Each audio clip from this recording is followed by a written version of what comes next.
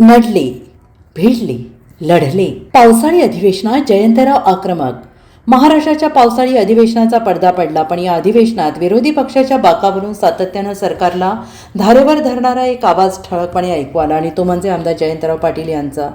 सभागृहात केवळ भाषणबाजी न करता आकडेवारी, पुरावे आणि अभ्यासपूर्ण मांडणीच्या जोरावर त्यांनी सरकारला अनेक प्रश्नांची उत्तरे देण्यास भाग पाडण्याचा प्रयत्न केला. ड्रग्जचे वाढते जाळे, कायदा व्यवस्था, शेतकऱ्यांची कर्जमाफी, पीक विमा, महसुली तूट, वन्य प्राण्यांचा वाढता वावर, पर्यावरण, शिक्षण, नगरविकास, भ्रष्टाचार, देवस्थानांच्या जमिनी, स्मार्ट सिटी, स्थानिक स्वराज्य संस्था अशा जवळपास प्रत्येक महत्त्वाच्या विषयावर त्यांनी सरकारची कोंडी केली. विरोधी पक्षाची भूमिका केवळ टीकेपुरती न ठेवता अनेक ठिकाणी विधायक सूचना मांडत पर्यायी विचार मांडला. शेतकऱ्यांच्या प्रश्नांवर त्यांनी घेतलेली भूमिका विशेष लक्षवेधी ठरली. कर्जमाफीतील अटी शर्तींवर प्रश्नचिन्ह उपस्थित करत सरकारची भूमिका शेतकऱ्यांपेक्षा बँकांना लाभदायक असल्याचा आरोप त्यांनी केला. पीक विमा कंपन्यांच्या वाढत्या नफ्याच्या पार्श्वभूमीवर शेतकऱ्यांना न्याय मिळत नसल्याची बाब त्यांनी ठामपणे मांडली.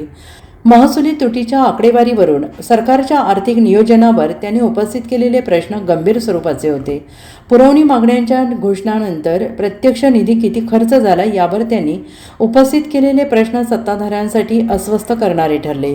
वन्य प्राण्यांच्या वाढत्या हल्ल्यांचा मुद्दा मांडताना ईश्वरपूर परिसरातील बिबट्यांच्या वावराचा उल्लेख करून ग्रामीण भागातील नागरिकांच्या सुरक्षिततेचा प्रश्न त्यांनी अधोरेखित केला. पर्यावरण, संवर्धन, जलसंधारण, नदी नाल्यांवरील अतिक्रमणे आणि जलसाठ्याच्या घटत्या पातळीवरही त्यांनी सरकारला जबाबदार धरले. हाफकिन महामंडळापासून देवस्थानांच्या जमिनीपर्यंत, स्मार्ट सिटीपासून महापालिकेच्या कारभारापर्यंत आणि शिक्षणातील गैरव्यवहारापासून कायदा सुव्यवस्थेपर्यंत त्यांनी उपस्थित केलेले मुद्दे केवळ राजकीय आरोपांपुरते मर्यादित नव्हते, तर त्यामागे दस्तऐवज, आकडेवारी, प्रशासनाला उत्तरदायित्व करण्याचा प्रयत्न दिसून आला.